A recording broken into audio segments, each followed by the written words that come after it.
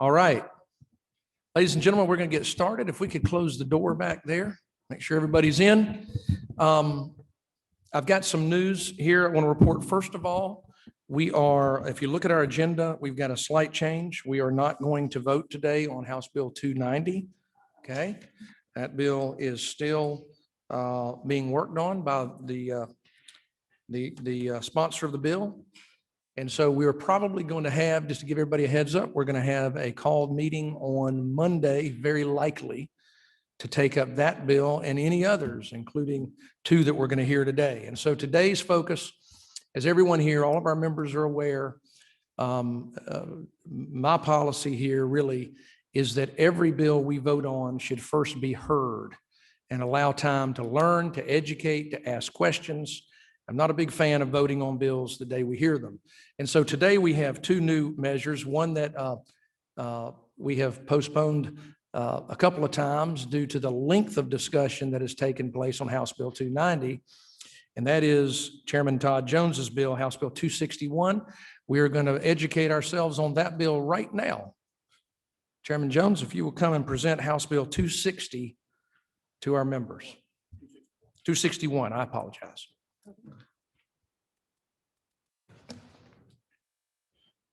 My apologies.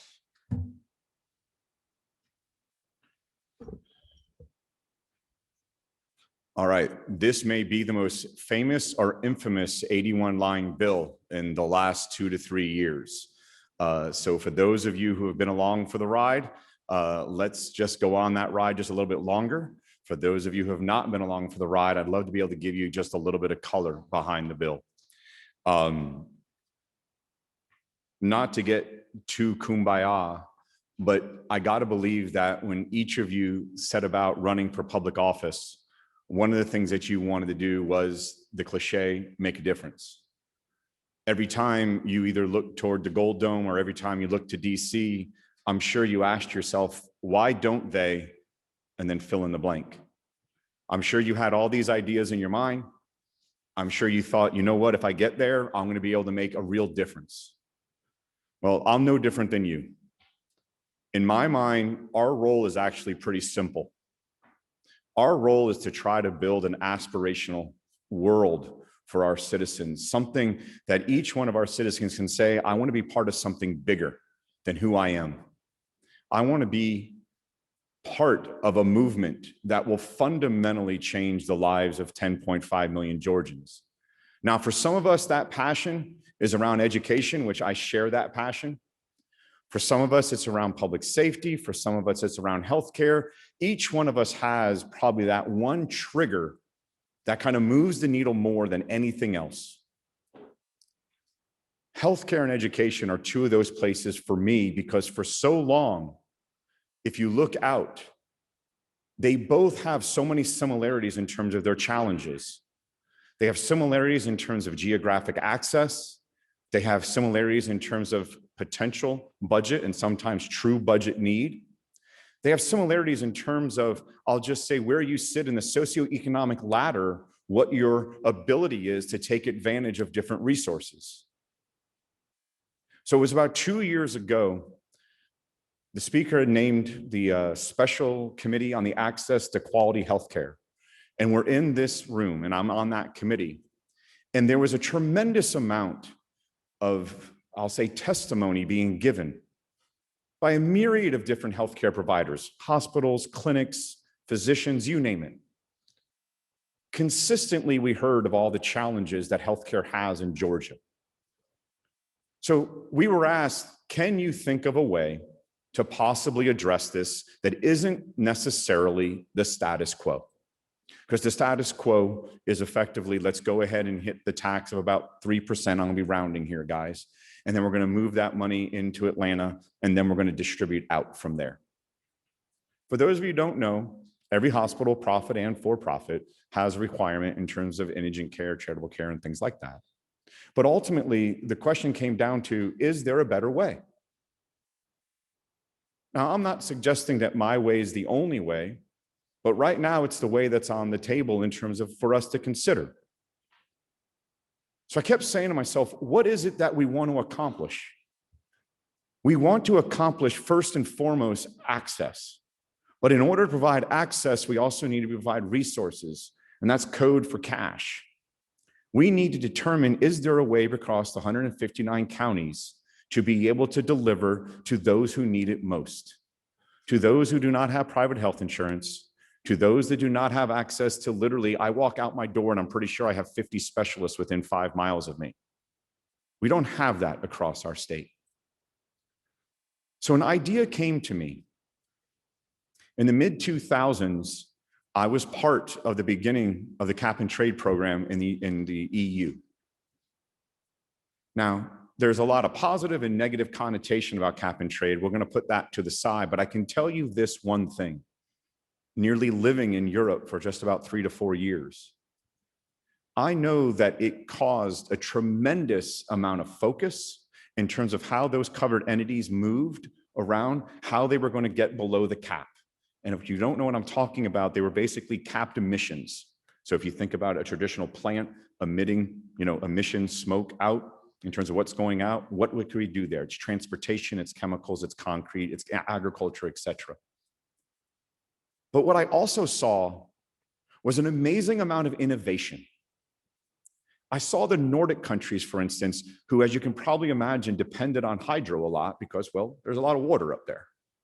But what I saw was an amazing amount of time and energy spent on how could we absolutely get the fuel mix perfect to be able to power the grid to be able to keep their emissions as low as possible. Now, there's an argument to be made that without cap and trade, they would have done that anyways. But I will argue being there sometimes for 40 to 45 weeks a year, being with these companies, I will tell you it was definitely a trigger of innovation. So fast forward to 2 years ago, I kept hearing we want to create incentive to do the right thing by those who need it the most. So I thought, why not the corollary? Instead of capping an industry to not do as much because we didn't want as much emissions in cap and trade, why not create a floor? Why don't we create an aspirational floor that each one of the nonprofit hospitals would try to attain?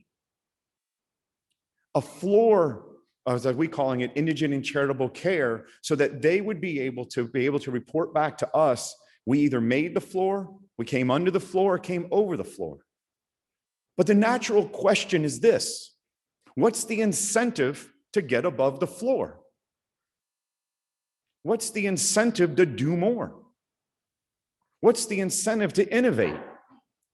So you start saying to yourself, is there a way to create effectively an exchange? Imagine if you're over the floor, imagine a number of units, and we'll just call them right now ICUs. It's a play on words, but I'll call it indigent care unit. Imagine if you're over the floor, you get effectively these units, fungible, worth money. On the other hand, if you're below the floor, you have to find a way to get to the floor. Now, clearly, getting to the floor, you have several options. One is, can you do more care? Can you do more outreach? Can you get innovative? I'm not suggesting to you, I know every innovation that can happen over the next year, 2, 3, 5 years, but I got to believe there's some smart people in healthcare. How innovative can they get? Could they infuse capital into hospitals over the floor, now bolstering up that possible rural hospital, the urban hospital, who might be struggling with capital, get a capital infusion, and then in return, if you're below the floor, you get a certain number of those ICUs as basically compensation. Could you maybe acquire a hospital that's over the floor? Because we would want to judge you at the parent level, meaning all your hospitals together, your operations, not just at one. Or you can just literally buy and sell those credits, those ICUs. I've seen it work here in the United States, everyone, for those of you who are old enough, and you can tell by my hairline I am, acid rain was solved by cap and trade. It's actually an existing market that continues to move today. So for those of you who remember this back in the 70s and then the 80s, and then thank God it started to deplete in the 90s and then through the 2000s, that was solved through what they call the SOX-NOx market. The coincidence of all coincidences is Kyoto, which is a global climate change treaty, was actually a nearly cut and paste of the acid rain protocol done by the Clinton administration, but that was voted by our Senate 96-0 in a rare time of bipartisan support against the particular treaty. I mention that because we know it works. So let's talk about what I specifically am recommending. I don't believe I have the monopoly or the corner on all the good ideas around how we solve this problem. We hear consistently from the hospitals, Medicaid is reimbursing us at 87 cents on each cost dollar, not each revenue dollar, each cost dollar. We hear consistently from our rural hospitals in terms of their lack of access to capital. I do not necessarily believe that floor and trade is the only way that we could possibly find a solution here, but it's the one that's on the table. It's the one to consider in terms of our ability to test. So let me tell you about what I'd like to be able to do. I want to stress for a moment, it's a test. We are not changing policy, not one iota. How your local hospital currently handles its care, its finance, you name it, none of that is touched in no way, shape, or form. It is folly for anyone to imply it because that's just not a true statement. This is literally a 2-week test in 2022. 1 week in the spring, 1 week in the fall. And the test is effectively a simulation. It's a really cool computer doing about 1 million simulations in the spring and 1 million simulations in the fall. Some of the major variables that would move during those 1 million simulations are what that floor, should that floor be 5% of care? Should that floor be 4%, 10%? But we're going to move the floor during the simulations. The second one is, and I won't make you raise your hands because I know you all know this, Medicaid expansion moves us to 138% of the federal poverty line in terms of who's eligible. I'd love to test 200% of the federal poverty line. That would make us an absolute leader in the country, forget just our state, but the country in terms of this type of care. But that stated, I don't think the test should just do 200% in those 1 million simulations in the spring. It should do anything from 100 to 125 to 150, maybe even go up to 400 while you're at it. But that's the whole purpose. It's a test. It literally is, for those of you in business like myself, we fail every day about 500 times. That's how many product people we have. Our salespeople fail every day because they get told, no, they're not a client or potential client isn't interested in our product. It's okay to fail because we hope to learn something out of the spring test to move into the fall test, because we'll move the floor, we'll move the definition in terms of what percent of federal poverty, we'll move what we think could be the right number in terms of how much the cost of those credits would be. And ultimately, what we'd love to have, and I will acknowledge Representative Robichaud noted something to me, and I want to acknowledge it right now. I think the language could be improved. In terms of the participation from the nonprofits, we're looking for 2 hours, an hour in the spring and an hour in the fall. You're probably asking, Todd, why? They'll just read the report. Well, that's true. I'm a chairman of one company on the board of 3. I get what it's like to have your time in terms of that need. But I know this, what I saw in Europe was those companies that participated in 2004, getting ready for 2005, they were fundamentally leaps and bounds better prepared for the system once it kicked off than the ones that did not participate. So my thought is 1 hour in the spring, 1 hour in the fall, to not just go through the report. I would never do that. I don't like reading to anyone a PowerPoint report, but going through what did we learn, what did we not learn, what are some of the ways that we can change the variables, and then finally, do we even think it's a success? That's what I want to stress to the committee. Because of the industry that I'm in, I live in a world of failure. I'm like Thomas Edison, 10,000 ways how not to make a light bulb. This to me was our aspirational way to solve such a critical problem. I believe our nonprofits want to do it. Can we give them a system that would help them do it? Now, you'll hear about some challenges, so let me go ahead and hit some of them. First, I recognize that COVID has taken obviously an impact on our hospitals and their staffing. We're all acknowledging that.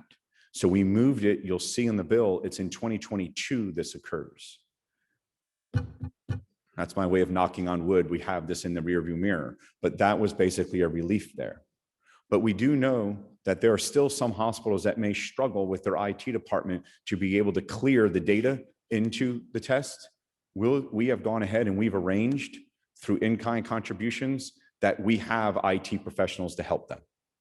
Okay, we don't want to be a burden to these hospitals at all, and we'll make sure that they can do that. Okay. Second, there's a conversation going on in terms of what this could do on policy. I'm going to tell you right now, if it does come through as something that we should consider, I can't even imagine the policy conversation in 2023 and 2024. I don't see this as a one-session policy discussion, but I do see it as a multi-year policy discussion. So what would a hospital do that's below the floor? Could they conceivably, quote, buy their way out of the problem? I think that's one way you could look at it. Another way to look at it is have you put a bogey on them that helps them understand the value of that innovation, the value of maybe not necessarily buying their way out. But let me say this. We know that federal law, they can't just say no to someone coming to the ER that has a broken arm, that has any type of, I'll say, life-threatening illness. They need to be cared for. So we know that there's laws that take care of the required care.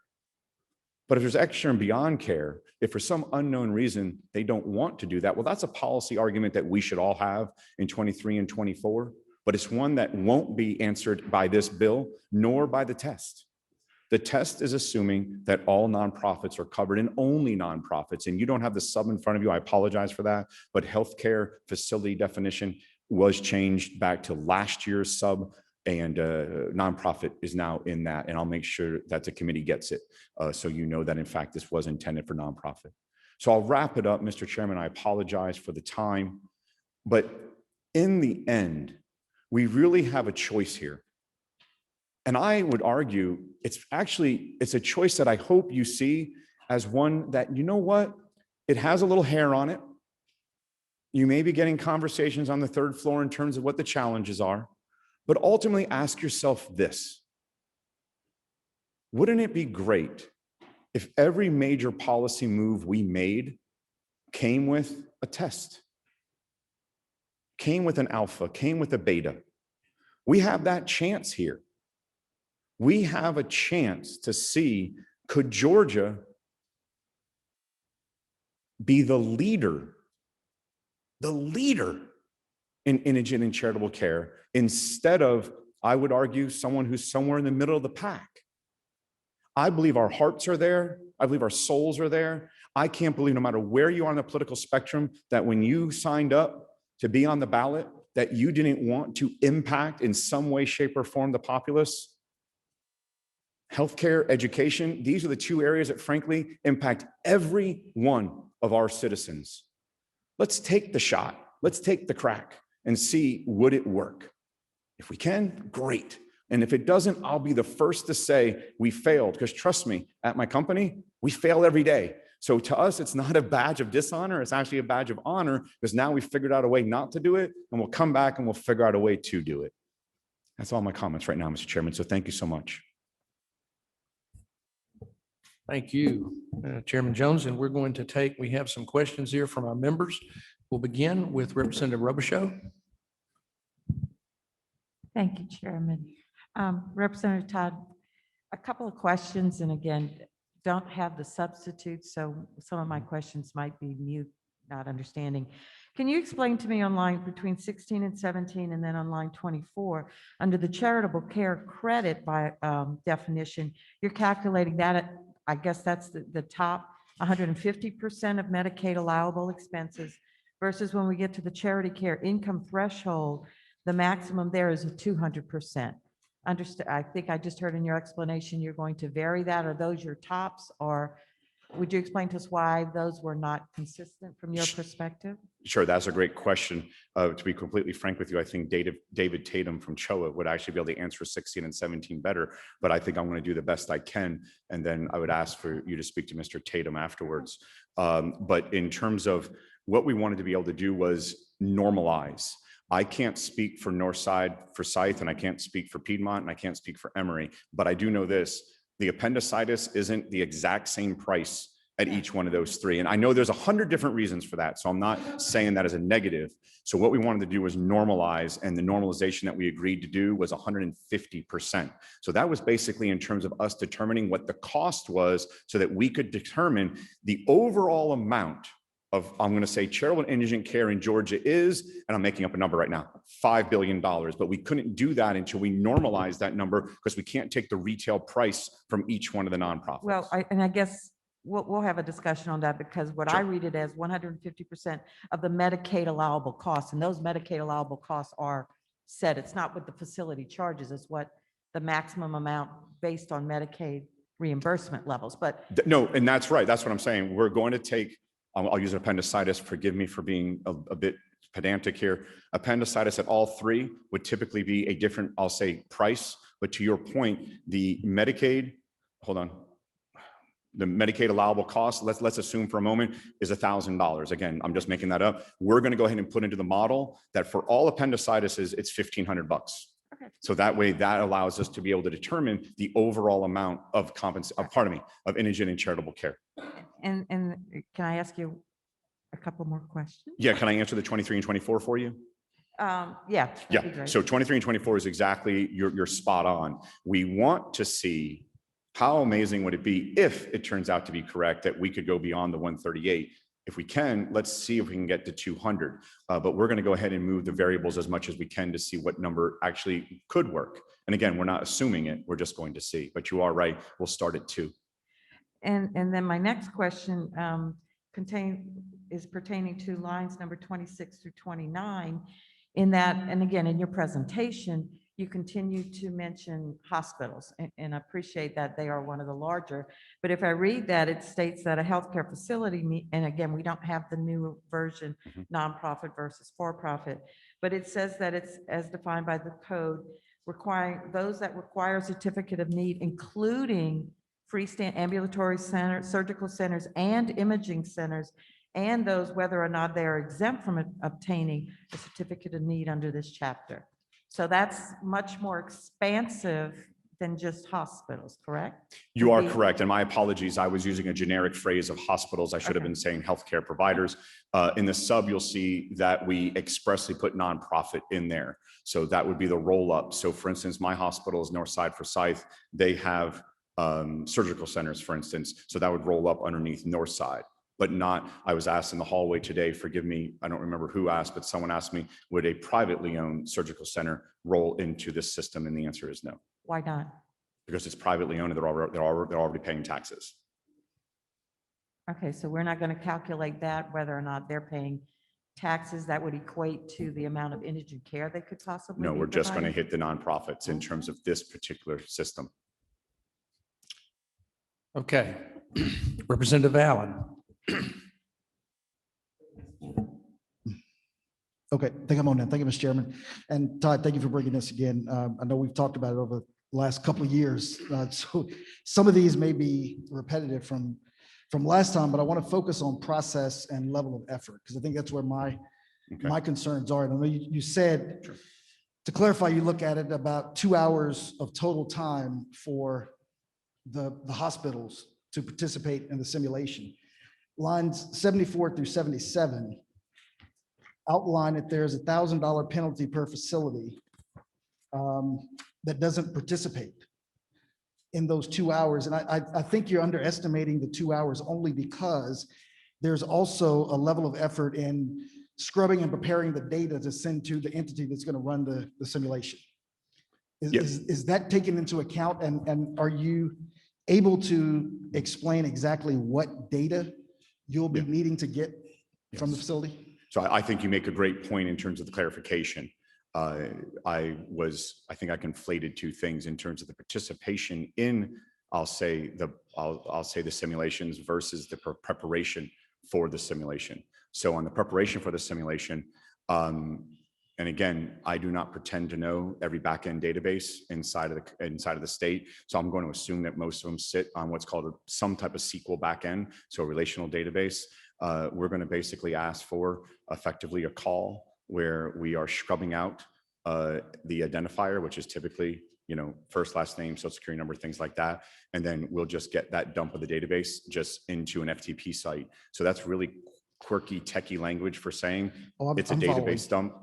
And so again, I'm not going to say that I know the skill set of every IT professional inside of each one of these hospitals, but I'll be generous. I expect the ones that are kind of on their game, they should be able to do that somewhere in the, I'll say the hour timeframe. Ones that are going to take a little bit longer probably might take them up to 4 hours. But like I said, we've arranged for in-kind folks to be able to come in and assist these folks. So if for some reason the LOE or the level of effort is too high, we do not want to be a burden. We get it.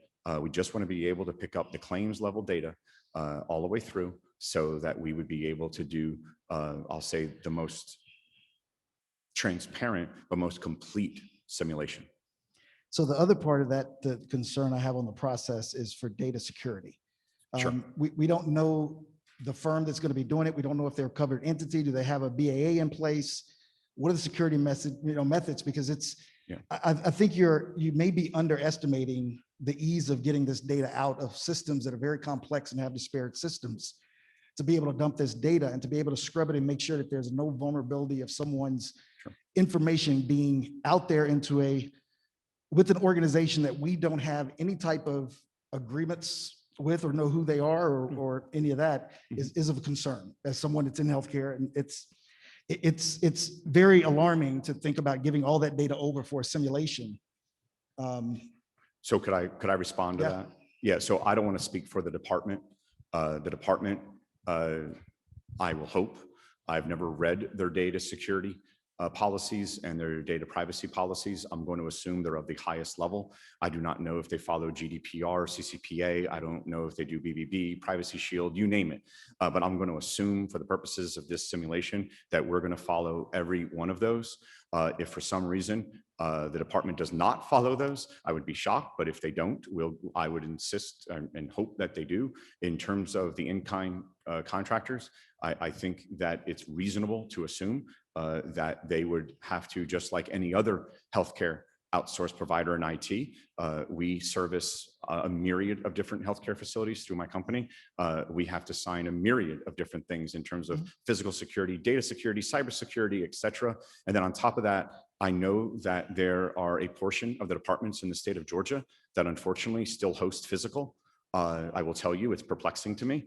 I don't know why we're hosting physical, but we'll see if they host physical or if they host in the cloud. And then at that point, then we have to put in the proper measures. That all being stated, I'm confident based on, I'll say, standard data security and data privacy rules, regulations, processes, you name it. I think anything the department requires, I think would be reasonable because we are dealing with personal data and we'd want to make sure that it's absolutely secure. We do not want to impact that in any way. So Mr. Chair, two more things real quick. These are important.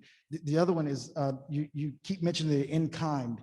Can you disclose who is the in-kind and how much are they investing in this simulation? Yeah, so we just, and again, we went to a few folks and just said, hey, do you have the time to help in 2022 to make this happen? And they said, yeah, sure. I haven't gone through an exhaustive list of folks on my Rolodex. I would go ahead and do it myself in terms of my company, but I'm told that would be a conflict because I'm a legislator. But I'm happy to provide that to the committee. Okay. Well, we speak the same language. So I'll just tell you, it sounds like we're going to open up a hackathon with personal data from healthcare providers to a group of people who just want to invest and test a method. And we don't know the insurability or the coverage of these people who are willing to sacrifice their time and give. And I just have, even when we get in-kind contributions, we have to disclose who it is and we know what's going on. Of course. This is a very sensitive issue that I think we need to think through before we just put it out for anybody that wants to. Yeah, simulation. and my apologies if I made it seem as if we were going to open up a hackathon or even perceive to open up a hackathon.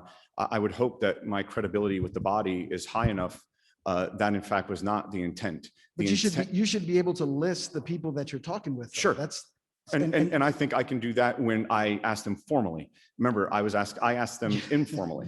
But and when you're I asking us to pass something through, and we have no idea who we're going to be giving this data to, and you won't tell us. Well, no, I will tell you when it's not a hearing only. I'm not hiding it or anything, but I'd like to be able to speak with them first and say, hey, it's official now. We got through the hearing. I can't We're now vote on up for a anything vote. that's just going to, that I don't know who we're giving it to. Sure, and I respect that. I'll get you the information that you need.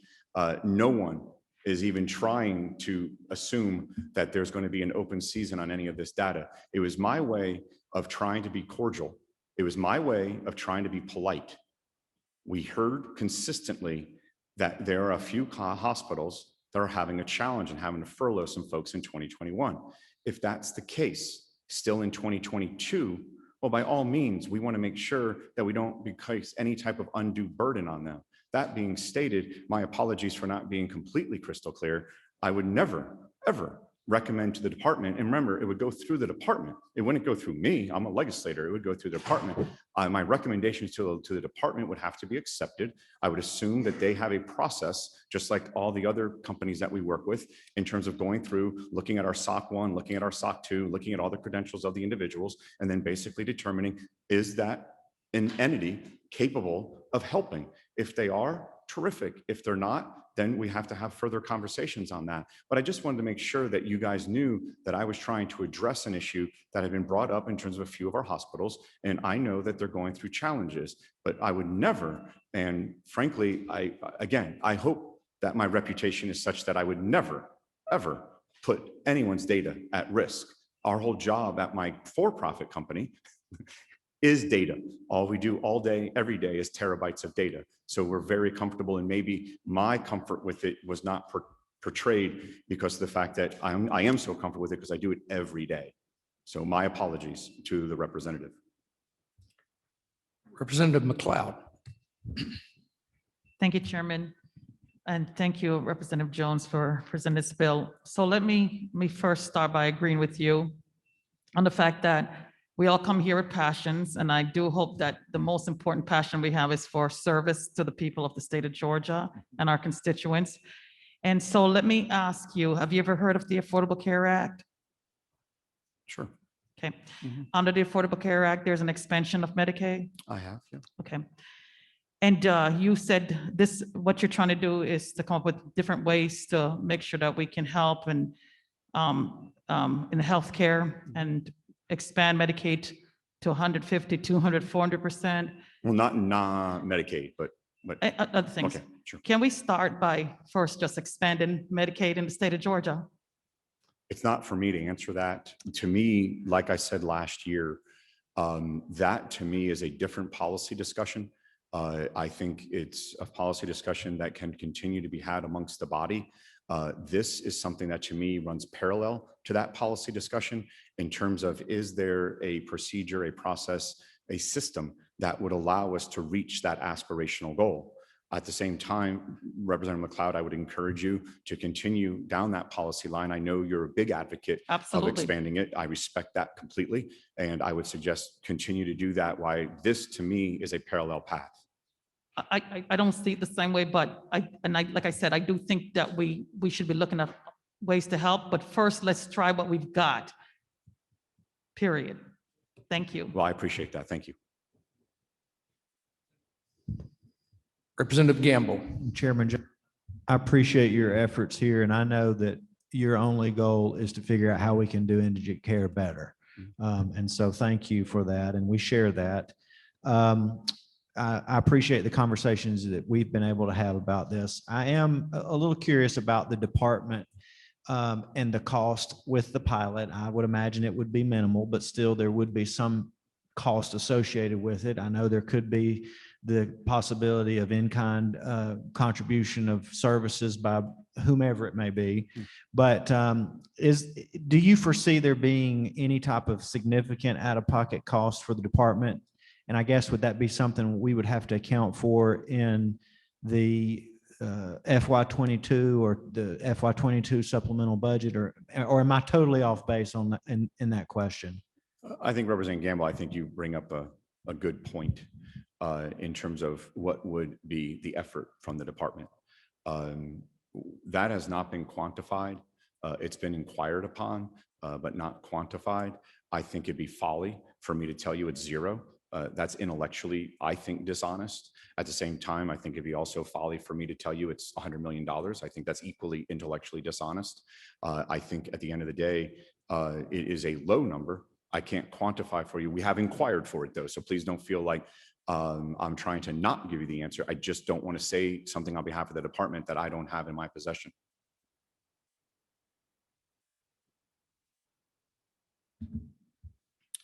Representative Scott. Thank you, Mr. Speaker, and to Mr. Jones.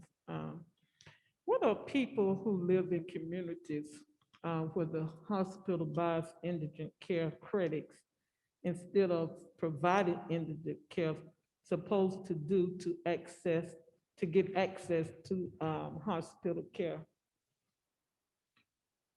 Was the question, my apologies, Mr. Chair, and Representative Scott, was it, can you say it one more time? I apologize. It's 53 years old, you know. Oh, okay. They just don't work You're the way they young used to. then. You're Okay. young. You're still young, man. You got a long way to go. Okay, so what are people who live in communities where the hospital buys indigent care credits instead of providing indigent care supposed to do to get access to hospital care? And what if they don't have a car to drive 30 miles to the hospital that chooses to provide that indigent care? What are those people supposed to do? So, Representative Scott, it's a question. I like the hypothetical. That reminds me of law school in terms of the Socratic method. It's one that will be considered, in my opinion, once the test is done. If the test comes through and tells us this system can work, then by all means, Representative Scott, I think in 2023, we need to have the conversation about who's covered, how they covered, incentives, disincentives, you name it. But I think that's definitely a policy discussion that this body would take up in 2023. All I'm asking for is your permission to just run the test. And I'll let that policy question come up in 2023. Okay, may I ask another question? Okay, so is this just a workaround to Medicaid expansion, which would dramatically reduce indigent care costs on hospitals statewide? I don't see it as necessarily a workaround. Until we know the results of the test, Representative Scott, I think it's impossible to determine what the actual, I'll say, contribution could possibly be for those citizens in the state of Georgia who need access to care like this.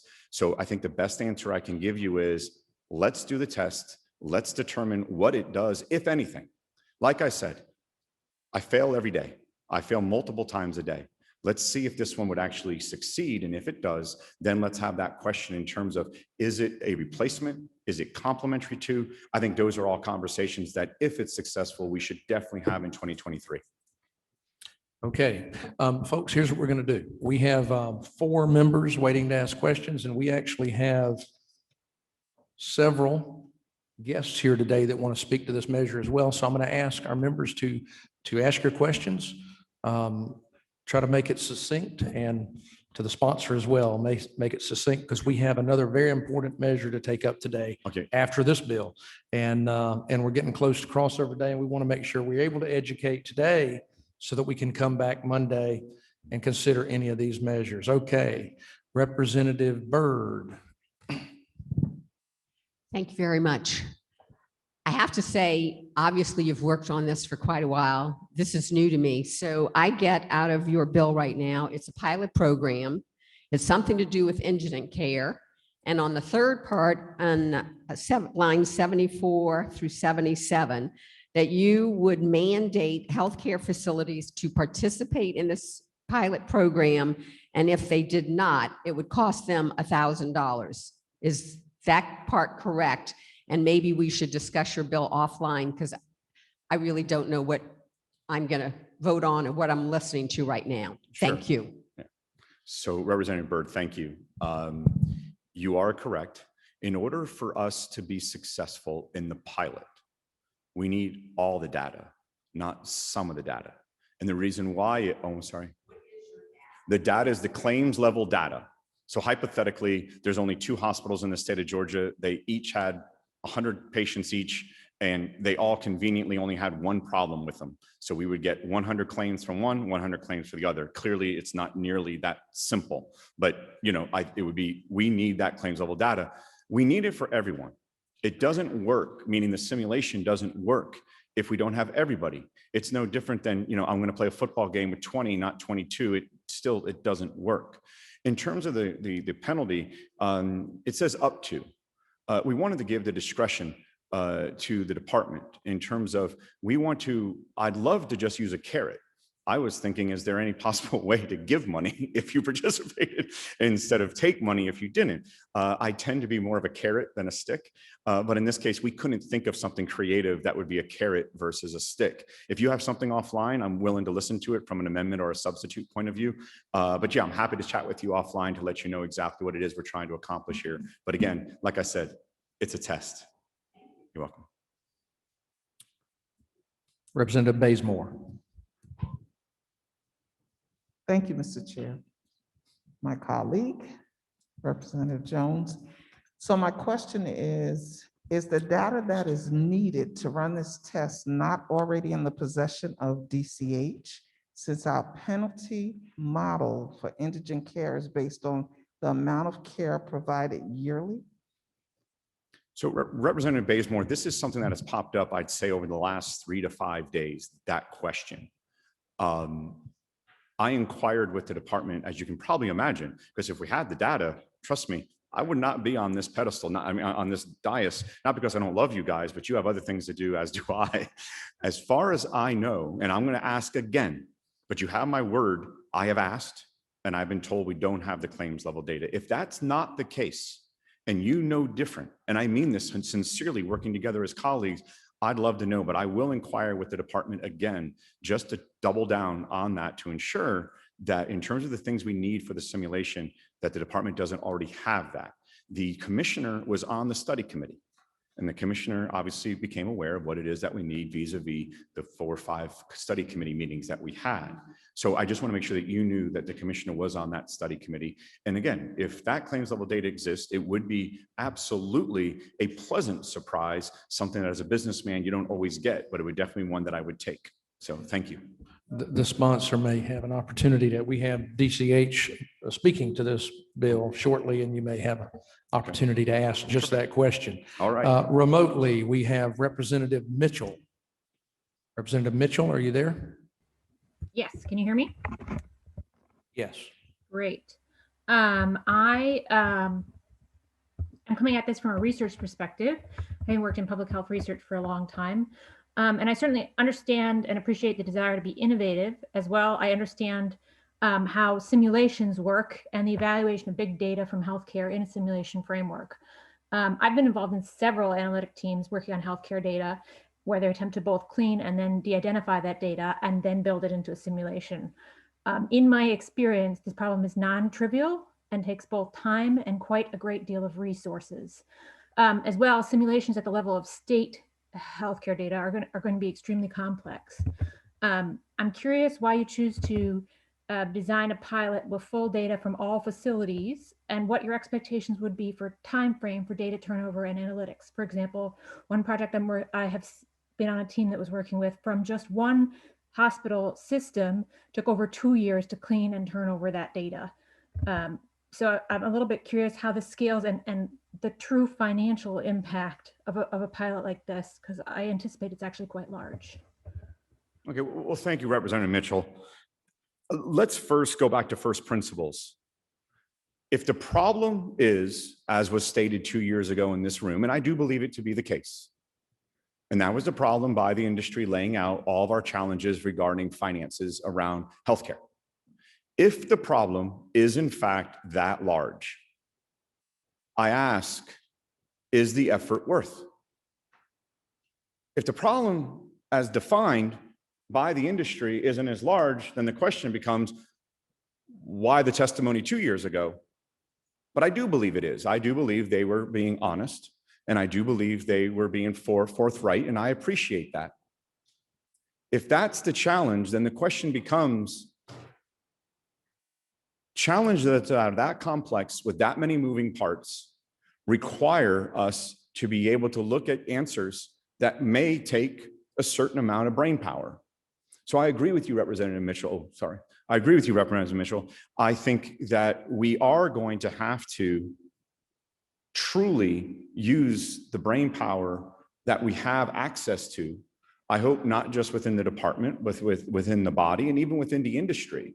But I think ultimately, I do believe that the effort is absolutely worth it to determine, can we find a solution for the folks who have laid out for us their major challenge, which is funding.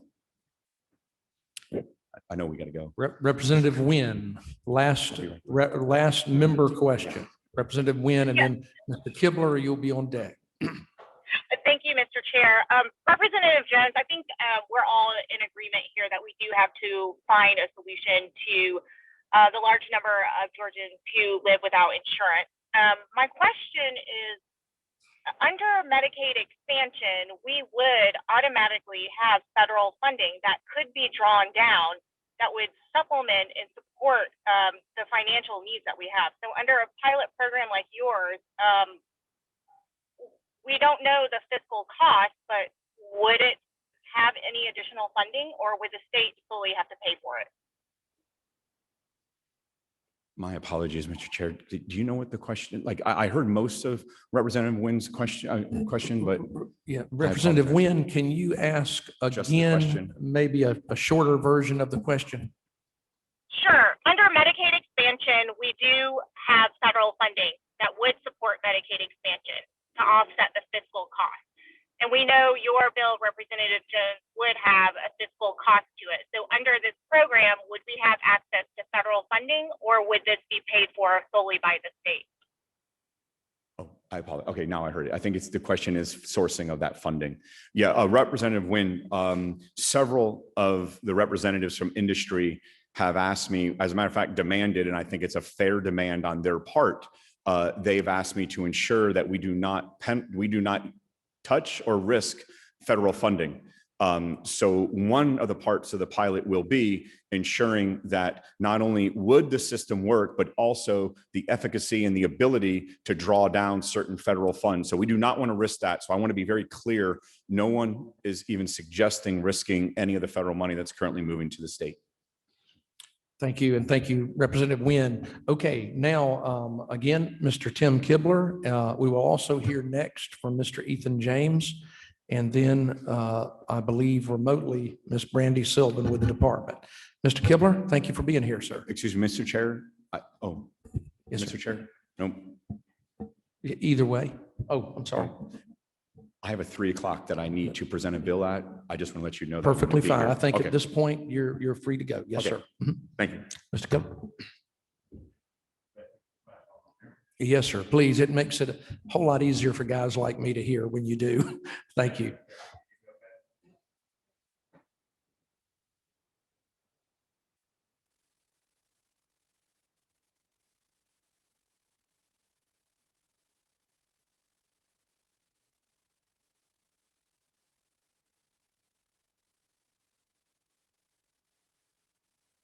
Than I do. I apologize, Mr. Chairman. Now I have to move back. I want to say thanks to the committee for allowing us to testify today. I am Tim Kibler with the Georgia Alliance of Community Hospitals, which is Georgia's not-for-profit hospitals. We're about an 85 hospital member association. All of our members and their management companies are not-for-profit, so this bill would be directly impacting each and every one of our institutions. We had a conversation both last year and this year about this issue. And at this point, I'm not aware of any hospital that supports this sort of a program to try to address our economic shortfall. As has been stated by a couple of folks, there are several other ways that potentially could bring a lot more resources to the state. that would help address would more completely address the shortfalls that our institutions are facing. And in fact, it was suggested to me today, I'm gonna open up a whole other can of worms, but that in fact, if we put a casino amendment in front of the voters and they pass it, and we dedicate those funds to Medicaid and indigent care, it will be a much more vast collection of resources to address the needs of our indigent and poor patients. So I would encourage the committee at their leisure to consider that approach. We do have a significant fundamental difference of agreement or difference of perspective with the chairman as to the appropriateness of creating a financial incentive essentially for a hospital to not provide care. As he said, all of our hospitals are going to be seeing anybody that comes in the emergency room. We're going to give them the best care that we possibly can in each of those institutions. That'll continue to happen regardless of what is done here. But we do want to make sure that the state does everything it can to help encourage people to provide care to those folks in their community that need it and not offer them sort of another route to go. The practical concerns that a couple of committee members have raised are concerns that we share. Obviously, we don't want to put anyone's health information at risk at any point in this process. I am fearful that the claims for each potential treatment regime would be a fairly comprehensive list and very difficult to do in the time frame that Chairman Jones believes it can be done in. But again, he is much more knowledgeable about IT than I am. But it's not been my experience that that these kind of things can be done quickly and easily. And I'm grateful that he's tried to find some people to potentially help with assist in those. But I am very fearful about the additional burden that we be putting on our member institutions who are already at this point significantly challenged. In the light of the other issue that you're going to try to take up, Mr. Chairman, I won't take any more time. I'm glad to try to answer any questions from any of the committee members. We would very much, we appreciate the committee's time and your willingness to listen. And we are at this point still very much opposed to this bill and ask that it not move forward at this time. Thank you, Mr. Kimbler. And again, our duty here, my belief, is to educate, learn, discover, and to do that, we have to hear both sides. So thank you. Thank you, Mr. Chairman. Mr. Ethan James, the Georgia Hospital Association, and then we'll hear from Ms. Sylvan. Thank you, Mr. Chairman. Can everybody hear me okay?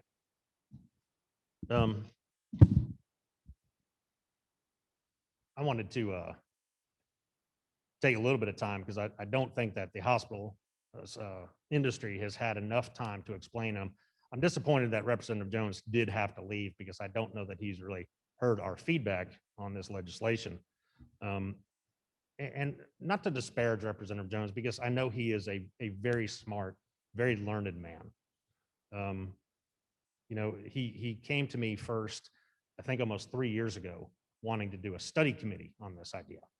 Told me where he got the idea, how he came about it. And I told him at that time, and I would say it again right now. I said it last year during a very brief hearing on this idea in the Special Access Committee. I told him that this was very, very interesting. This is an interesting outside the box idea. But the problem with outside the box thinking or an outside the box approach is that you don't know what's going on inside the box all the time. Inside this box of the hospital industry, it's 10 million patient encounters every year.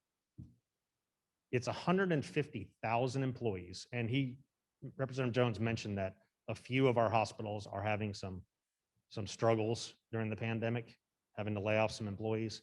Every single hospital is struggling during this pandemic.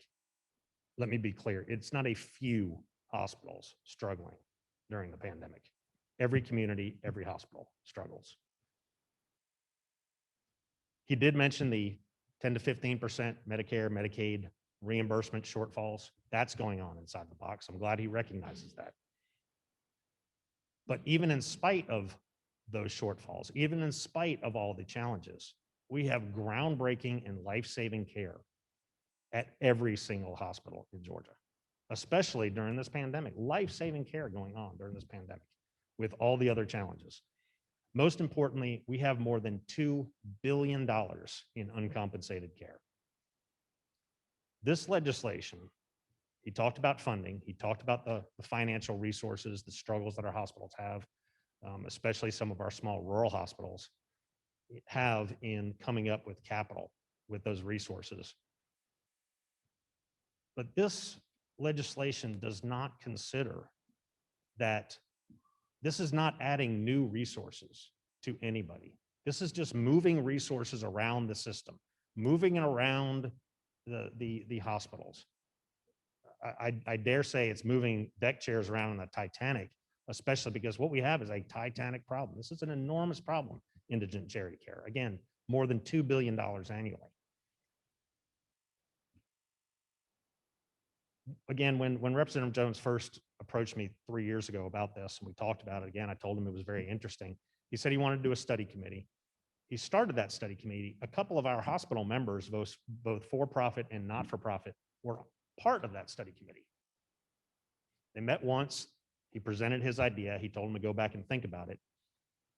They met the second time under the auspices. When they left the first one, he said, come back to the second meeting. We're going to have a model that we can show you how it works.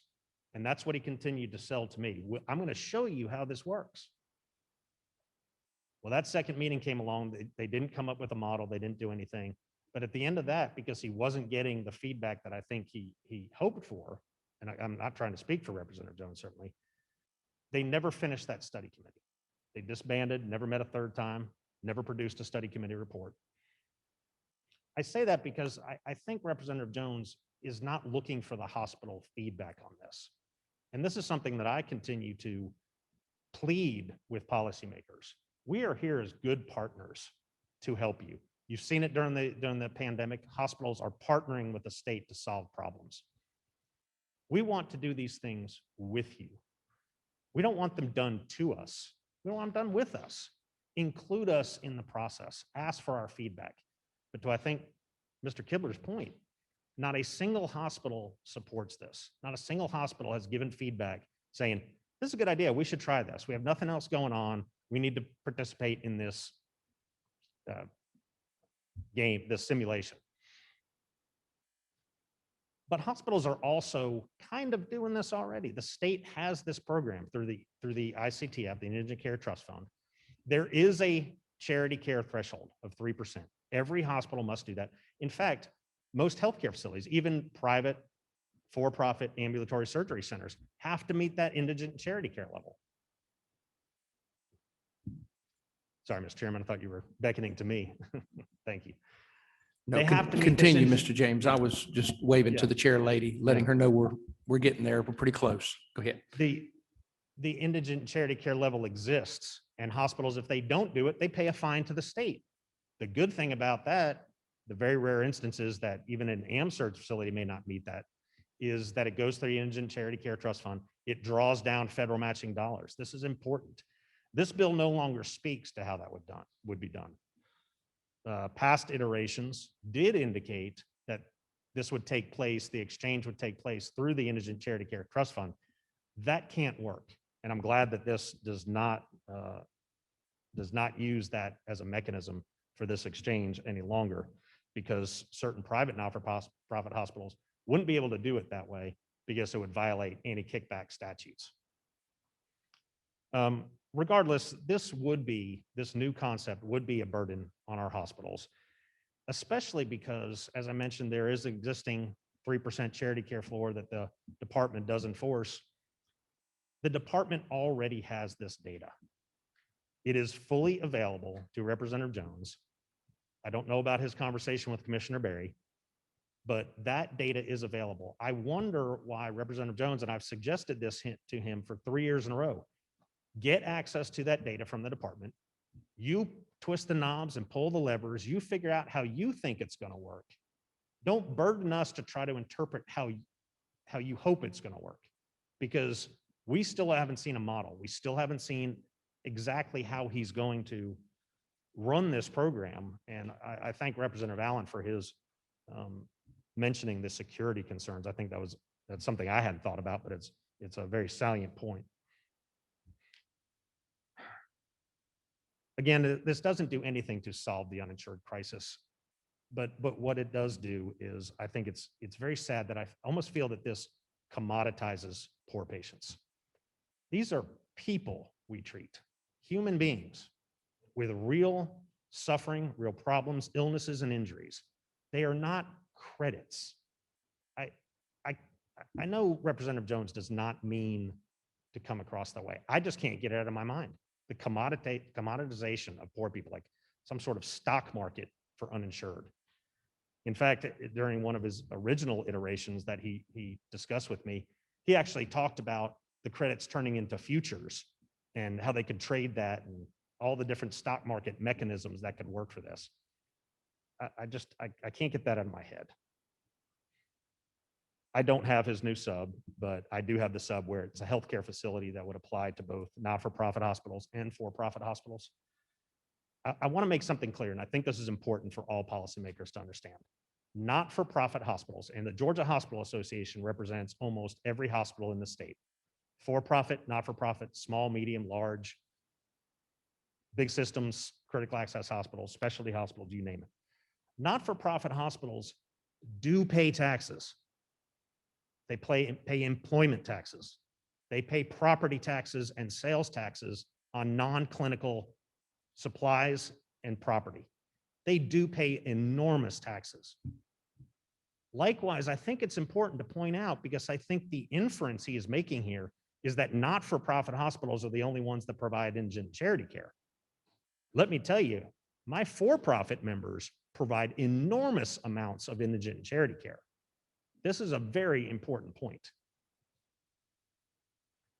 He mentioned maybe if certain rich hospitals could reach out and buy a small, struggling hospital.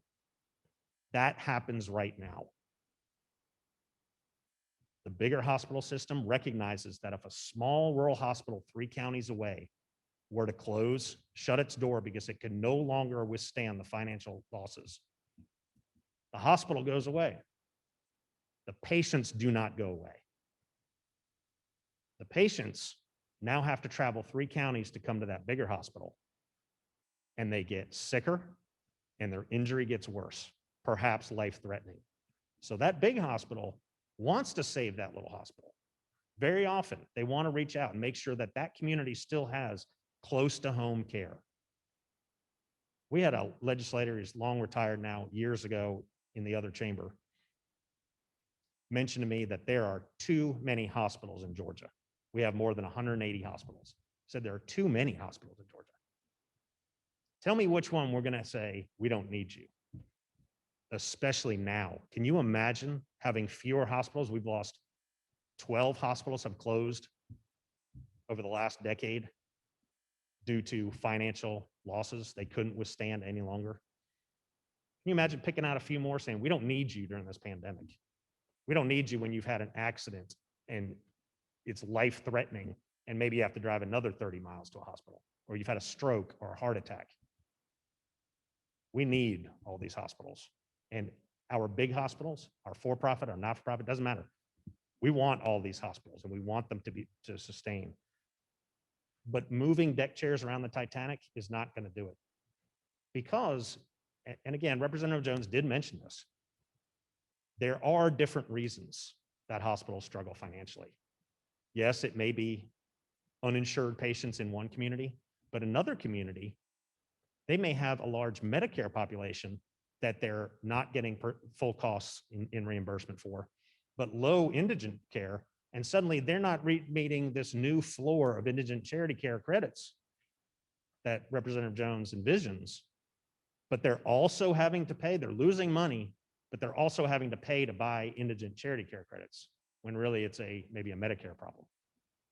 It's, again, we'd love to talk about this offline, not having, again, as he envisions, 2 weeks, 2 days, 2 hours of time, no hospital CEO is going to seriously approach something like this and spend 2 hours on it. They're going to prepare for it.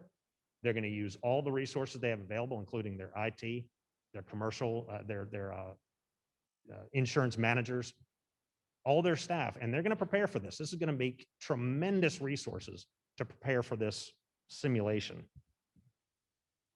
But we still don't understand how it works. You know, I'm also disappointed in the timing of this again, and Representative Jones did acknowledge that and say this would be pushed off to next year. But the timing of this, all his focus for 3 years now, instead of working with the department and figuring out exactly how this might work, all his focus, the remaining focus on pushing this forward, when hospitals are focused now on the other issue that y'all are considering for weeks now, hospital visitation policy, getting that right, bringing families back together with their loved ones, family-centered care. We're dealing with vaccinations, getting enough vaccines into our communities, making sure everybody has the care they need as hospitals are overflowing with patients still. This is just a tremendous burden. I dare say it doesn't include the hospitals in the process. We are asking him, this doesn't work for us. Please don't do this. And I would ask you to do the same. This does not work for the hospital community. Again, happy to work with Representative Jones offline and the department to model this, but not at the expense of time and resources of our hospital members, especially right now. Mr. Chairman, I'll stand for any questions. Thank you, Mr. James. We're going to go very briefly. We have another very important bill, and the chair lady is here waiting. We're going to go very briefly remotely to Brandy Sylvan with the Department of Community Health. Ms. Sylvan? Thank you, Mr. Chairman. My name is Brandy Sylvan. I serve as the Director of Government Relations for the Department of Community Health. We've certainly been interested in this concept since Representative Jones first presented it a few years ago. As he mentioned, our commissioner served on the study committee that examined this issue. And I think at that time, as well as now, one of our biggest concerns remains that there's a lot of vagueness associated with the way this is written. And that's going to create a lot of challenges for us from an implementation standpoint. I have not seen the sub, so I am speaking to the most recent version that I'd seen online. But currently, the bill would require the department to establish a floor for each healthcare facility, to determine the value of an indigent care credit, and to develop a platform for trading credits. The department does not have existing staff and resources to implement these changes. There is no appropriation associated with the bill. And I know Representative Gamble had asked about the expense, and Representative Jones mentioned that we had been, that inquiry had been submitted. So there has not been a fiscal note requested on this bill. We were asked what the cost would be, but even that has been difficult for us to approximate, given that there's not a lot of specifics laid out in this legislation. Additionally, the department would be required to submit a report, which in part includes an evaluation of the effectiveness of the pilot. Without a clearly defined goal, this is going to be a very difficult measure it will be difficult to measure success and identify recommendations for any improvements. We did have concerns about the definition of healthcare facility in the most recent version. So I'm not sure if that has been addressed already in this sub. But there was the inclusion of several facilities that are not currently subject to indigent and charity care requirements. Notably nursing homes, it does not make sense given their payer mix that they would provide indigent and charity care. Were the pilot deemed to be a success and implemented fully, it's also not clear what the exchange of funds would look like and how that would operationally take place. Where, as Ethan mentioned, we're not entirely sure what impact that could have on the Indigent Care Trust Fund and our ability to draw down federal dollars. And finally, I wanted to speak to the question of data. So I have heard discussions about, does the department have the data? But it's never really been clearly defined what data it is that would be beneficial here. I'm not aware of any request from Representative Jones to the department. But what data we would have is Medicaid and SHBP claims. But obviously that would be compensated care. So that would not really fall under the scope of what this is looking to address. We have the annual hospital financial survey, which is where the hospitals do report that amount of indigent and charity care that they provide. I'm the department is more than happy to work with anybody that can provide us a more specific outline of what data would be beneficial to this conversation. So in general, the department, we are very much committed to improving access to healthcare for all Georgians. And anything that is going to move the ball forward on that, we are interested in working on. But this bill, as it's written, is going to be very difficult for us to implement. And I'm happy to answer any questions.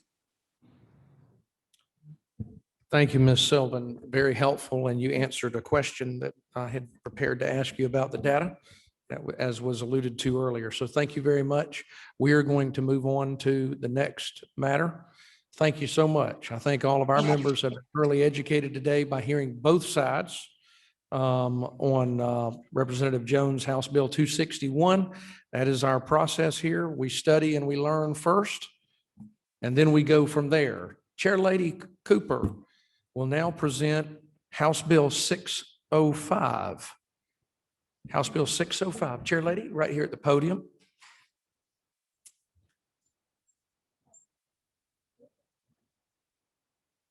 Yes, and anyone else you would like to speak? Thank you, Mr. Chairman. I have with me Leah Aldridge, who is an esteemed healthcare attorney and who is working for me because I wasn't a lawyer, and this is such an important issue. As we negotiated with other lawyers on this bill, I felt like it was important for me to have somebody basically who was neutral and on the issue and not representing any corporation or any nursing home facility or assisted living facility. So Leah's with me in case the questions become very legal. This bill is about the camera bill in nursing home facilities, assisted living facilities, and other such facilities across our state. We've had these bills before and they've never gone anywhere, but over the summer and this past year, our Supreme Court ruled in a case where there was a death that the camera videos and their audio were admissible in court. So right now, it's sort of, everything is just open. And so you say, might say to yourself, well, why are we doing anything about it? And the reasons to the legislators, as you know down here, anytime something's wide open, people begin to talk about maybe making some changes to it. And as I began to hear those out in the hallway and across the aisle over in the Senate side and House, it sounded like they wouldn't be the kind of changes that as a patient advocate I would want. Because Georgia families, because of this pandemic, are extremely worried about their families and their loved ones and what's going on in these facilities.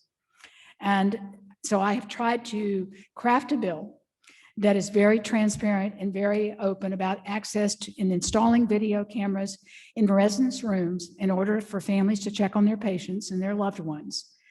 That offers patient safety and family peace of mind when they do it. I've worked on, this is a compromise bill, and in developing it, I looked at 13 other states that have such laws. So this bill protects patient privacy rights. It facilitates safety and quality care for our vulnerable citizens, but it does not put unduly burdens on our elderly care facilities. We can't do without these facilities. We must have assisted living facilities across our state. We must have nursing homes across our state. We need all of these different types of facilities to care for our elderly patients and people who can no longer live on their own. And we want the best of care in these facilities, but they also can't have unduly burdens placed upon them, because if we do, we will facilitate the closing. So it is a fine line to walk between balancing patient safety and access to care. So let me walk you through the bill, if you have your bills with you. I will start off by saying that lines 37, it's where we require a written consent form from both the resident and any roommate prior to placement of an electronic monitoring device. Many of the nursing homes, the rooms are 2 patients to a room. So the person wanting the camera or their family wanting the camera needs to respect the privacy rights of the other patient in that room. And so we have put out consent forms, which will allow, and it allows the patient, not the facility, to opt in or out of monitoring at certain times.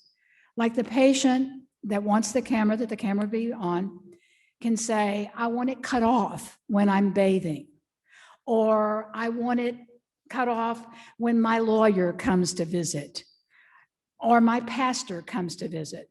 And the rest of the time, I want the camera on. So it puts that decision to be made by the patient. On lines 80 to 84, we address the patient's decision-making capacity. You know, there are some patients in these facilities that have lost the ability to make this type of decision for themselves.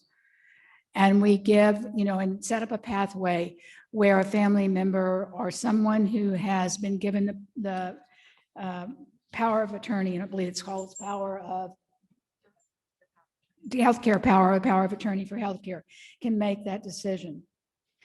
On lines 103 to 124, we address the practical issues of what happens when a roommate disagrees on a monitoring device, so that the person who wants it still has a way to have some means that their family can still see what's happening to them. You know, if the roommate says, no, I don't want anything in this room, that could keep the other patient from having monitoring. So what we did is we set it up. If that's the case, the camera would be only on the person that wants it, and it would not be audio. It would just be visual. That would be the compromise in that case. I think practically that will be an unusual situation, but we didn't want that to occur and keep somebody that wanted, you know, some family that wanted to be able to see what was happening to their loved one to not be able to do that. On lines 133 to 141, we make it clear that electronic monitoring devices may not be turned off or hampered with in any way other than provided by the written consent form. And once again, that is the patient making the decision on what they want it, if they want it turned off at all, or the person that has the right to make that kind of decision for the patient. Importantly, we do not, on lines 142 through 160, we do not alter the rules of civil procedures and evidence in considering the admissibility of any recordings. But we do require that sharing of any videos with the facility, that upon their request, if a demand letter is sent or a complaint is filed. So, you know, we make sure that any of the recordings, and we make sure they are inadmissible as evidence, but also that if there is a demand letter or upon request, that the facility also can see what's on those videos. And finally, we provide that facilities shall not be responsible for violations of rights of privacy associated with video monitoring, lines 161 and 170. And conversely, a facility may not discriminate against residents for using a monitoring device. So it's a compromise bill, but patients' rights are protected. I can tell you that the reason this bill is coming to you at a fairly late stage is because there were numerous decisions between the association's lawyer and myself, and along with Mrs. Aldridge. And there was back and forth. And as I had said to probably they were sick, remember, I am a patient advocate. I am here for the patient and the patient's family. And if you read this bill, I think it'll come through clear and loud. So to conclude, it's a compromise bill. It provides an easy to follow process for families to openly place an electronic monitoring device in the room of a family member in an elder care facility. It addresses and protects the rights of residents and roommates, addressing mental competency and privacy rights. It addresses several practical matters like cost and installation, and it addresses the use of recordings obtained, but does not alter or restrict the admissibility of the recordings in a court of law. And I believe we've really struck the right balance with the protection of our elderly citizens taking first place. But as I said, it shouldn't put an undue burden on facilities. So there are things in the bill as in these different sections, like if you're going to put a video camera, then you're responsible for paying for it. If putting in the kind of Wi-Fi or whatever you need damages a wall, then you're responsible for repairing that wall or having it painted again. This type of practical type thing is, the responsibility of the patient, not the home. So I'll be glad, that's it in a nutshell, going through all the different sections, but I'll be glad to answer questions. And if I can't answer them, Mrs. Aldridge will for you. Thank you, Chair Lady Cooper. We have several questions. Representative Robichaud. Thank you, and thank you, Chairman Cooper. This is a good bill for those patients and family members and residents. But I guess I just have one question, and maybe it's more of the legal or the technology. My understanding, and it's been shown in case that, so when I see the audio recording device, so I'm assuming like an Alexis type. I'm sorry. So I think it's a good bill, Chairman Cooper, and thank you for bringing this. It's needed. My only concern is in the definition on line 2021, an audio recording device. I'm assuming it's something like an Alexis system, where you can, that's what we're talking about. You can record, because my understanding is those types of systems are always recording, even when turned off, if they're hooked in to the internet. So how, and I appreciate the concept of the privacy needs of that. It needs to be turned off per the patient's perspective when X is happening. How is that going to be accomplished, or am I misunderstanding something? Okay. She's talking about the Alexis supposedly is An recording. Alexis type And system. other types are always recording even if they're turned off. And so we have said, like, if you're in a room and the roommate doesn't want it, we've said it would be not audio. And so she's asking about. Yeah, I think the question is, there are devices such as Alexa and others that are kind of always on and always recording, if you will. And with how do devices like that relate to this bill and the requirement of notification and posting and so forth that would encumber all of that? Good afternoon. My name is Leah Aldridge. I am a member of the Georgia Bar, and thank you very much for allowing me to address the committee, and Chairman Petrie for allowing me to address the committee. And thank you for your question. I'm not familiar with that specific device that you're referring to. I will tell you that 13 other states that have considered this have not actually had that technology addressed within the bill itself. And I certainly believe that we can come back to this issue. Yep.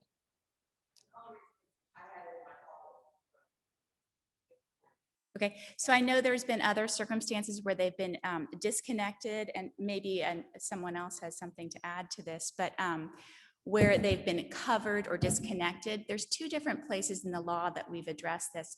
One is that when a roommate does not consent to any type of recording device, the resident may ask the facility for a transfer to a different room. We did anticipate there could be a delay in the facility's ability to move a resident. And so we were trying to provide a balance here where the family could still monitor video only, so long as the camera or the device could be placed to record the resident exclusively. For example, this could require the resident and a roommate to switch beds. So if the camera could be positioned to only record the resident and then not pick up any audio conversations that perhaps the roommate did not give permission. Madam Chair worked very hard to balance the privacy rights of patients, the interest of families to protect their family members, as well as the interest of the facilities in trying to maintain and balance all of these rights.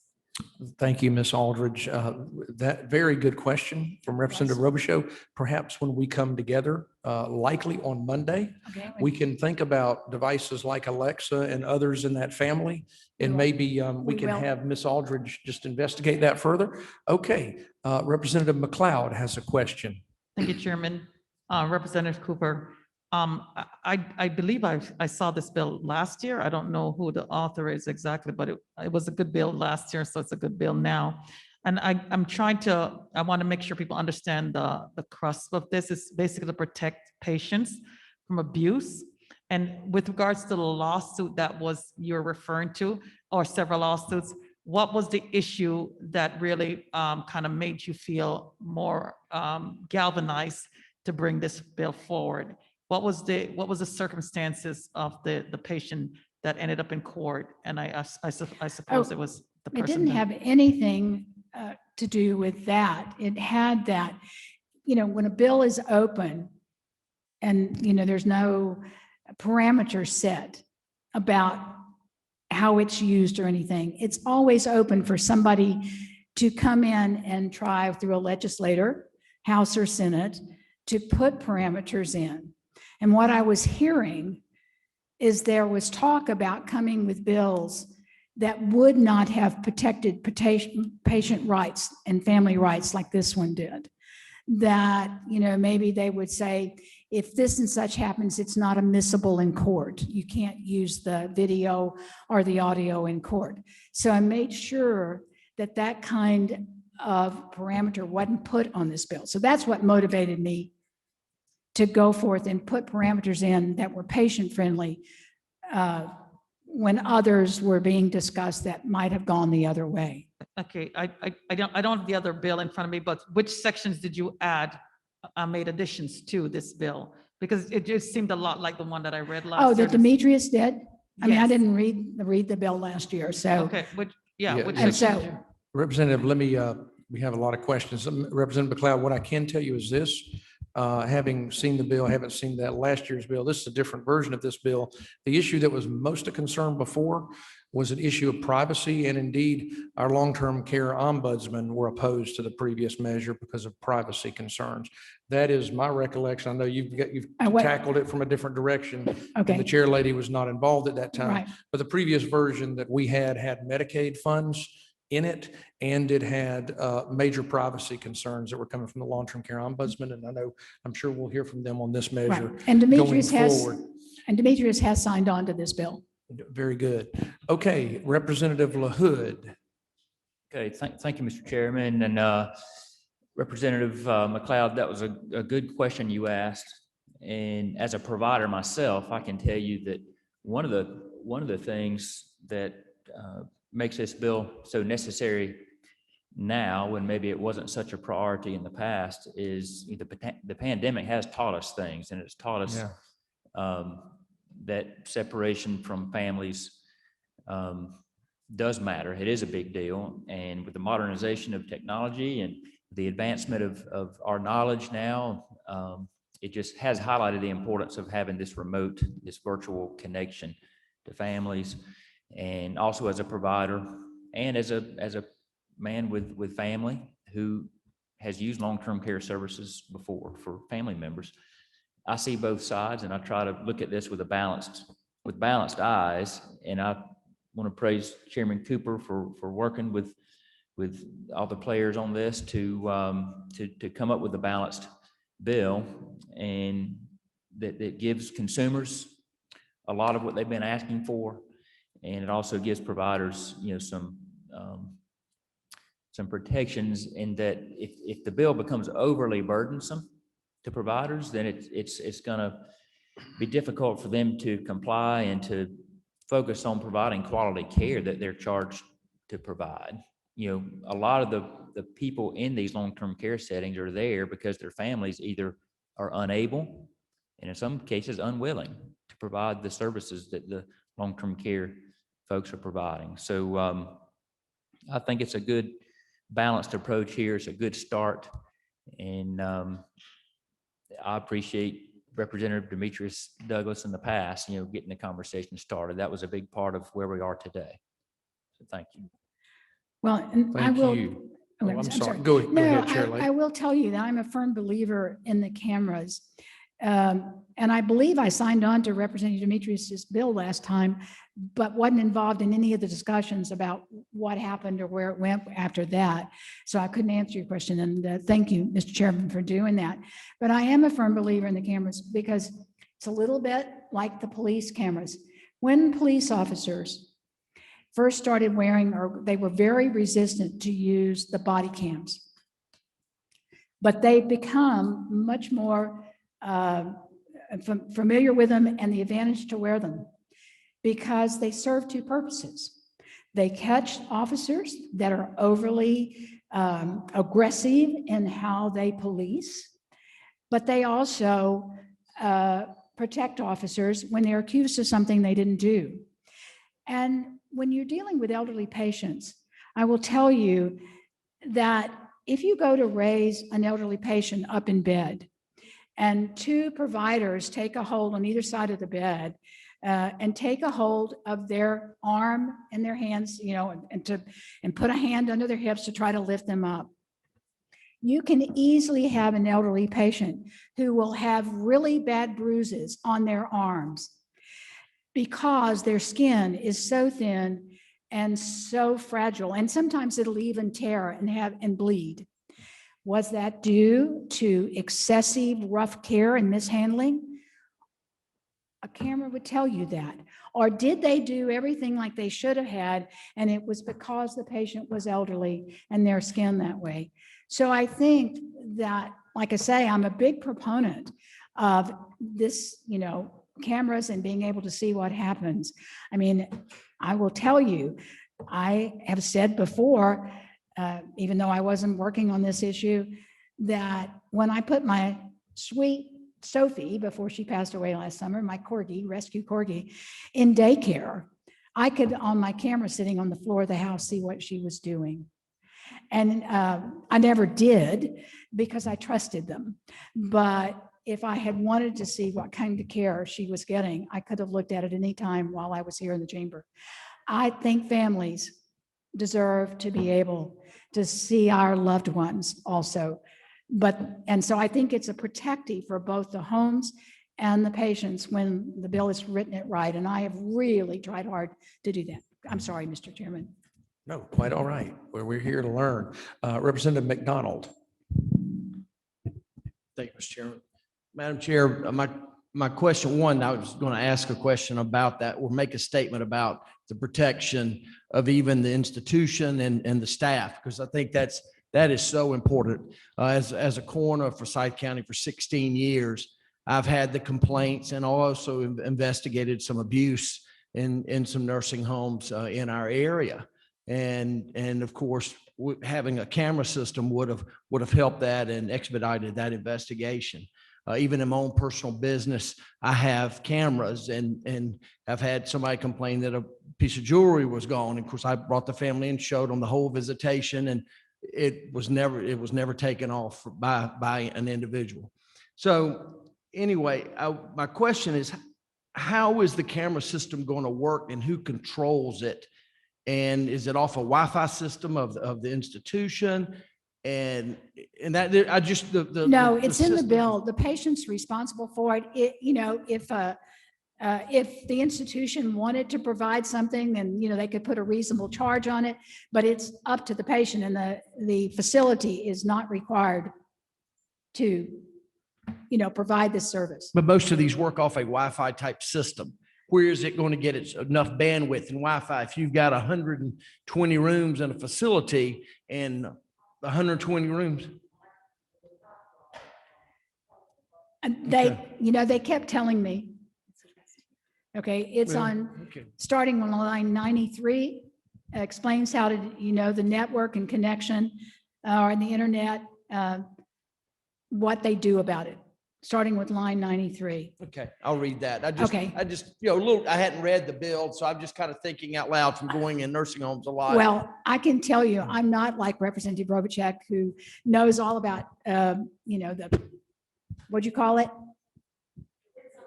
Alexis. I don't own an Alexis. But they said something about hotspots, and as we discussed that there were all different methods that they could use to connect this. So we did put how it would be handled. Well, thank you for the bill. I think it's a great bill that'll, as an advocate for patients' rights, goes parallel with our HB 290 for protecting our patients. Thank you. Thank you, Representative. And again, I know everybody has not quite read the bill. It dropped lately, and so it's time to study and to ask questions. That's what we're here for. Representative Scott has a question. Thank you, Mr. Chair. And thank you, Representative Cooper, for bringing this bill, because I am a big advocate of families being able to see what's going on with their loved ones, and definitely in nursing home facilities. So I would just like to say thank you for bringing this bill. I think it's a good bill, and I think that the people would love to have this. Thank you. Thank you, Representative Scott. I really appreciate that. All right. Thank you, Representative Scott. Representative Mitchell is remote, Chair Lady Cooper, and she has a question. Where'd I look? Representative Mitchell. Sorry, I think I turned up huge whenever I turn on my camera. I just wanted to say thank you for this bill. I do think this will bring a lot of peace of mind to a lot of families who are right now unable to see their loved ones in care. I had a question about privacy for patients versus families. So while the family gets to see the patient, if you have a representative for you, do you then not get to choose on your own whether your camera is on or off? So is there a conflict between patient privacy and the wishes of your representative? So especially patients who'd be suffering from dementia, or for whom cameras may bring a great deal of stress because they can't understand why they're there. Do they no longer have privacy rights independent of their family's wishes, or are patients who have a representative still able to have some level of control? Mr. Chairman, can you repeat the question? I'm so sorry, my hearing and how it's coming across. I apologize for my hearing. Yeah, it's difficult with the remote sometimes to hear. Representative Mitchell, I'm going to ask you, as I did with Representative Wynn earlier, if you could try to state your question a little more succinctly, because it is a little difficult to hear here when it's by remote. Is there a conflict between patient privacy and the representatives of that patient's wishes with respect to the camera? Okay, I'm going to let the lawyer, I think I know what the answer is, but I'm going to let the expert on that. Okay. I'm going to step it. I guess you can't see me. Good afternoon. Again, this is Leah Aldridge, as a member of the Georgia Bar and someone that worked for Madam Chair in negotiating this compromise bill. The definition of representative is found on line 29. And a representative is defined in Code Section 3192. It may also be an adult child who has obtained the written consent of a majority of his or her siblings. We also address the issue of whether a resident who is not of sound mind, when it is that someone else can consent to recordings on their behalf. And it requires a physician who is treating that resident to make that determination, or that determination might have already been made by operation of law by the resident, his or herself, through a power of attorney, through a durable healthcare power of attorney, or by a court of law through guardianship. So this bill really has significant protections for the patient. And in the unfortunate circumstances where that patient cannot, it does not have decision-making capacity, there is a process for that determination to be made within this bill. Madam Chair worked very, very hard to balance both the family's interest and peace of mind with patient and roommate, resident and roommate privacy rights. And I hope that addresses your question. So can I ask it? So I think that what if the patient hadn't given that right to a family member by one of the issues and types of permissions that you gave, if they would be the one to make the decisions, but if they had given the power of attorney or were deemed to be incapable of making that kind of decisions by themselves, then they would not be able to override what was allowed. Is that correct? Does that answer your question, Representative Mitchell? Yes, yes, it does. Thank you very much. All right, very good. Now we do have, I'm going to ask a question here myself, Madam Chair, and then we have some individuals that'd like to speak. I did want to ask just for, and I can follow up later with you. I was concerned on if you look at line 126 and 127, it states, of course, that a facility may remove without notice and at the resident's expense any electronic monitoring device installed, which would be in violation of the article. So where it was not approved and acknowledged in advance. I just want to make sure that that does pass muster in terms of, we would be removing a piece of private property from that resident. Just want to make sure we contemplate that. Again, that's having just read it earlier, want to make sure that that's not an issue. And I did want to mention that I will be interested in speaking to the nursing home association a little bit, the Georgia Healthcare Association, about lines 84 to 88, just to make sure that's not a concern. Because when you have an individual who's in a room with someone who doesn't want a camera in their room, it does place somewhat of a burden on the facility to find them a room that's suitable. And so even though it does say, as soon as the circumstances permit, I would be interested in how the industry feels about that, because it may not be as easy to find as there may be a lot of folks that have privacy concerns about this. So I want to make sure that they contemplate that as well. So Well, the answer to the first question is that they knowingly hamper a let's say some,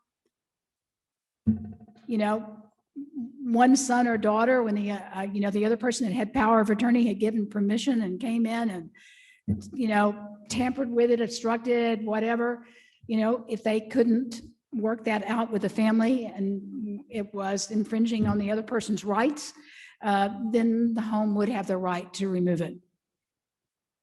But it's only if in a situation where there's knowingly going and trying to cause problems with it.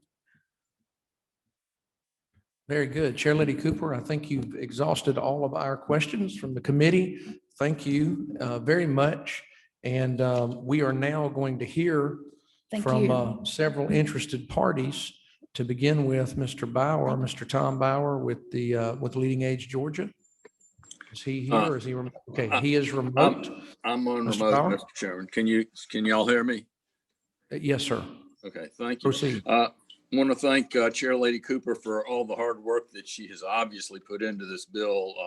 I'm gonna be fairly brief. It is quite a bill, and we just barely have seen it, so we really haven't digested it all yet. But I think I could really be very brief by saying Representative LaHood made some really good, accurate statements, I think, about what's at stake here, and we feel like this bill is a a good effort at balancing the safety of the patient, the rights of the patient, privacy of the patient, and acknowledging some of the challenges to facilities. So with that, we'll look forward to seeing the bills that goes through. I did have one question that my legislative chair had sent, and I'm not sure, on line 63 to 65, and this may be a question for Ms. Aldridge.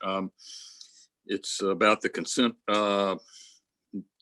being an authorization of the roommate.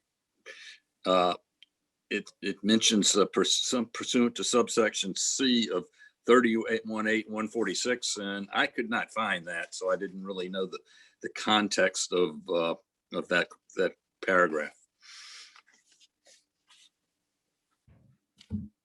Okay, so the question, thank you, Mr. Bauer. The question is about on line 65, it refers to subsection C of 31-8-146.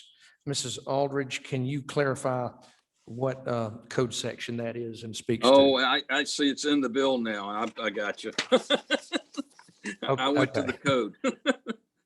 Thank you. Never mind. Admissibility. Yes, thank you very much. And we look forward to following this and continuing to balance everything. Thank you, Mr. Bauer. We now have Miss Jenny Helms, who's also with Leading Age Georgia. Ms. Helms? Mr. Chairman, I think wasn't sure whether she was going to testify for us. So you got a twofer there. I think she's not testifying. Yes, sir. Quite all right. We are told this one has stepped out. Okay. All right. Miss Melanie McNeil, our state long-term care ombudsman, is remote, as I understand. Miss McNeil? Hi, Mr. Chairman, members of the committee. I am the state long-term care ombudsman. We're advocates for residents of long-term care facilities. And it has been mentioned, this bill has been pending for a couple of years. We had noted on some of the prior versions that there were concerns, and I still have a couple of concerns about this bill, but I must say, especially during this time for almost a year now, that residents have been unable to see their loved ones very easily, that it's really important that we make it possible for residents and families to be able to see each other and communicate. Just a couple of concerns that I think can be worked out, but in the bill, and I'm not sure if I have the most current version, but on page 3, at my line 53, there's reference made to a healthcare provider. On the last pages of on the consent form, the description of who can turn off the device is a healthcare professional. So neither of these terms is defined, and I think it needs to be defined. Part of the reason that residents and family members want to have cameras in the room is to be able to monitor the cares it's given. So if anybody is considered a healthcare professional and those people can turn the camera off, that may defeat the purpose. So I think there just needs to be a clarification. Are we talking about an RN or an LPN? Or are we talking about really anybody in the facility? What exactly do we mean? I think that just needs a little more, some definition. What I have on my line 52 through 58 are instances that the monitoring device could be turned off. I think it's important to say in here that it's turned off only when the resident requests that the camera is turned off before it's actually turned off. Because if anybody can just come in and turn it off, a healthcare professional, LPN comes in and just turns it off. That again sort of defeats the purpose. I think what we're trying to do here is allow the resident to control what happens, like what's being recorded. So a resident may not want to have a recording of them being bathed, but maybe they do. I mean, because who's really going to be looking at this? The resident and probably their representative or their family member. And part of the reason for this is just to assure, like Chairman Cooper was saying, if a resident is being cared for and they end up being bruised, but not because the caregiver did anything wrong, you'd want to be able to see that.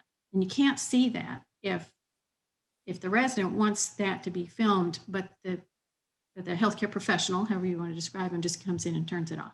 So I think we should add something in there about the resident having some ability to control when it's turned off. One of the other concerns with the bill is there isn't anything that addresses what happens if it doesn't get turned back on. And I know it's a little sticky trying to figure that part out, but again, it's not helpful to say, to have legislation that says, here's what the best case scenario would be without thinking about what happens when that goes wrong. So I think we just need to have, something in here that addresses, the responsibility for turning it back on. Thank you, Ms. McNeil. Those are very constructive, helpful points. Any other points, Ms. McNeil? Really just, I think this is a good effort and I think it just needs a little bit more work.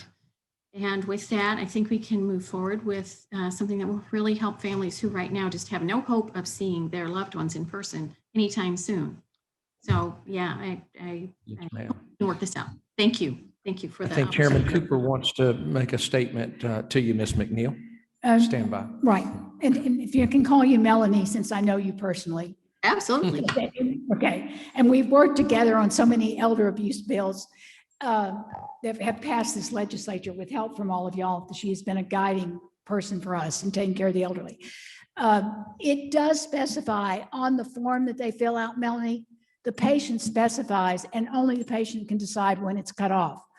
But we'll look at trying to make it, that's on the form, but if we need to mention it here or something too, we can also do that, but the other suggestions, we'll look at them. So thank you very much for those. Sure. Thank you. Thank you, Sharon. We've done a lot of work together over a lot of years. So thank you. Thank you, Ms. McNeil. Thank you very much. I have tremendous respect, as you know, for you and for our long-term care ombudsman who are dedicated to protecting absolutely the most vulnerable people in this state. Okay, we now have very important that we hear from Mr. Jason Brose with the Georgia Healthcare Association.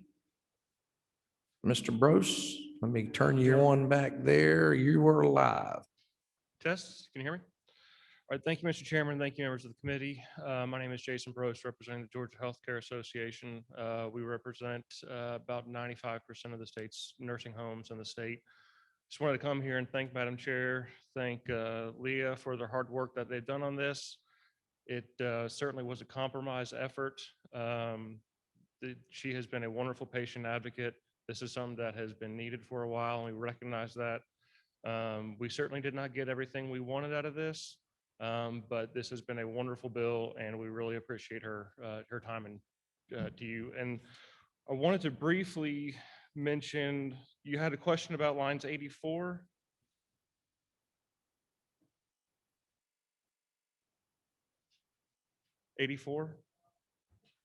Yes, he's speaking to a question that I had. Just wanted to make sure I drew attention to that particular subsection A there. Correct, sir. All right, so I think the facility, this language here is for the facility to try to accommodate both residents in the room. The facility will do anything that they need to do to move a patient. They're not just going to boot one of the other residents in the room out if one of them doesn't consent. So. Understood. I was just concerned about the hardship it might create to make that happen during any, depending on what kind of volume you have. But at any rate, again, I just wanted to draw attention to it for the industry. Okay. I understand. Sorry. Any other comments about this measure? No, sir. Mr. Brose? So y'all are supportive of as the bill? measure in its current form, we are currently supportive of it and appreciate it. Okay. Thank you very much.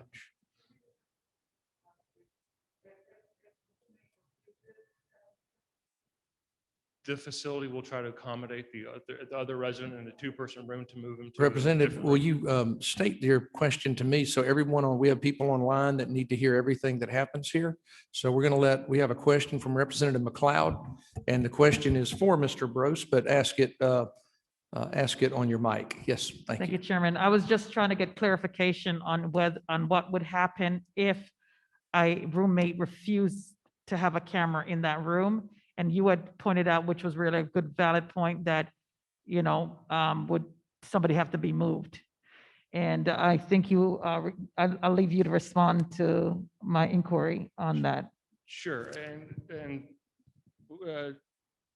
Chairwoman Cooper and us worked on this language to make sure that we're not kicking anybody out of a room, but when it is feasible for the facility to move the patient to another room where they can have access to the camera, and whether it be another room where the roommate consents, we'll make every attempt to do so.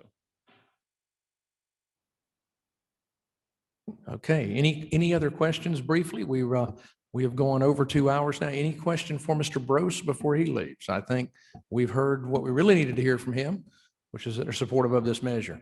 Thanks to all of our members for sticking with us. We have taken up some very important bills this year, and they require study, as this one did. They require a lot of questions, and I just appreciate the great questions we get from our committee. So stand by. We will likely have a called meeting on Monday. And so be studying all of these measures that now are before us. Thank you so much, and this meeting is adjourned.